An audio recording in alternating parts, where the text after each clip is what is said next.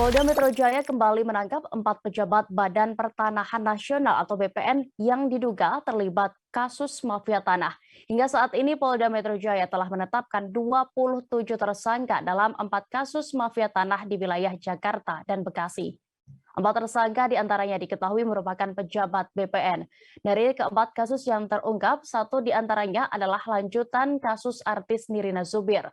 22 tersangka sendiri telah ditahan di rutan Polda Metro Jaya untuk proses penyidikan.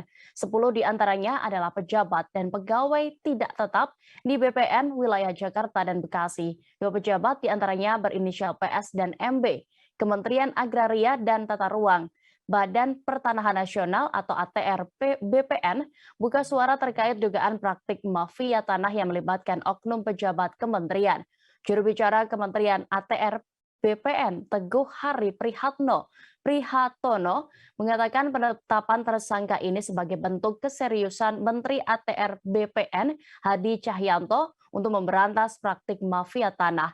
Pasalnya, penangkapan sejumlah tersangka dari lingkungan Badan Pertanahan itu merupakan hasil dari kerjasama antara Satgas Anti Mafia Tanah Kementerian ATR BPN bersama aparat penegak hukum, kepolisian, kejaksaan, serta instansi terkait.